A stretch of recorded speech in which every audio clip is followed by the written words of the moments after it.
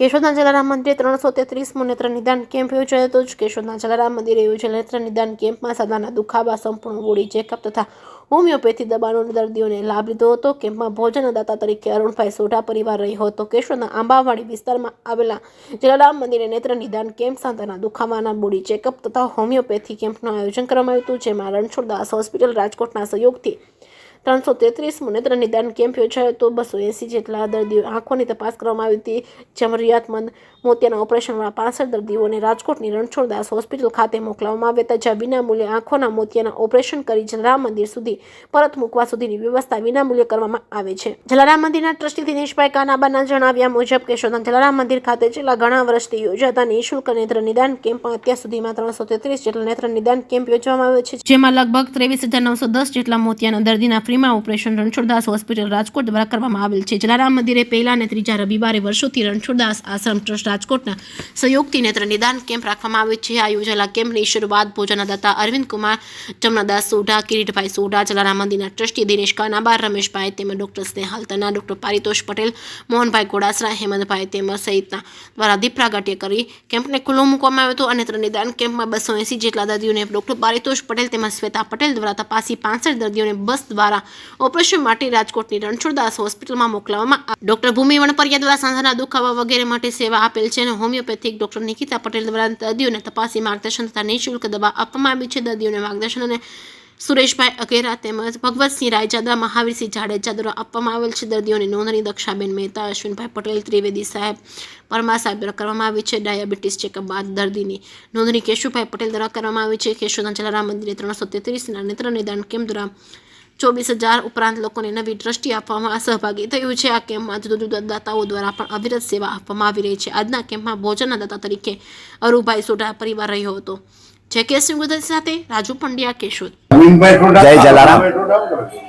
કેશોદ જલારામ મંદિર દ્વારા પહેલા અને ત્રીજા રવિવારે આઈ કેમ્પનું આયોજન કરવામાં આવ્યું છે.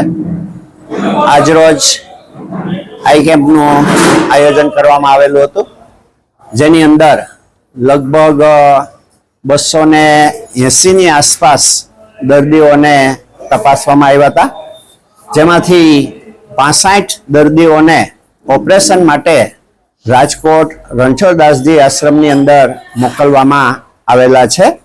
અમારે આ કેમ્પની અંદર જુદા જુદા દાતાઓ દ્વારા અમને ભોજન સહાય, ભોજન પ્રસાદ સહાય મળતી રહેતી હોય છે.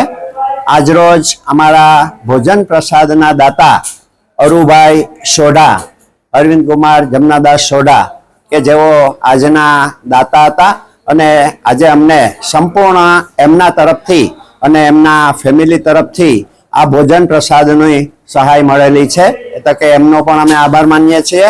અમારા જલારામ મંદિરની અંદર અત્યાર સુધીની અંદર લગભગ 335 જેટલા કેમ્પ કરવામાં આવેલા છે, જેમાંથી 24,000ની આસપાસ સક્સેસ ઓપરેશન થયેલા છે અને લોકોને એક નવી દ્રષ્ટિ મળેલી છે.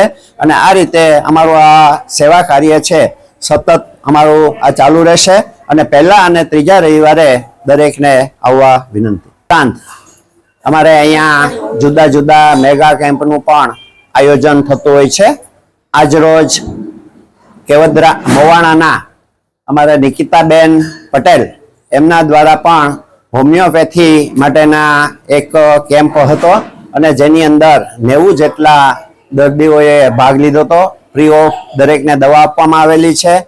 એ ઉપરાંત રતનબેન સોંદરવા દ્વારા પણ અહીંયા સંપૂર્ણ બોડી ચેકઅપ, જે દવાખાનાની અંદર જાય તો લગભગ 1200 રૂપિયા જેટલો ખર્ચો થતો હોય છે, અને આજરોજ રતનબેન દ્વારા ફ્રી ઓફ બોડી ચેકઅપ લગભગ 40ની આસપાસ દર્દીઓને તપાસ્યા હતા અને એ રીતે ફ્રી ઓફ આ ચેકઅપ કરવામાં આવેલું હતું. એ ઉપરાંત અમારે ત્યાં હોમિયોપેથી ઉપરાંત અમારા હાડકાના વાના જે દર્દ છે એમના માટે પણ ભૂમિબેન અહીંયા આવે છે અને એમના દ્વારા પણ લગભગ 40 દર્દીઓને તપાસવામાં આવ્યા હતા. આ રીતે અમે અહીંયા મેગા કેમ્પનું આયોજન કરેલું છે. જય જલારામ.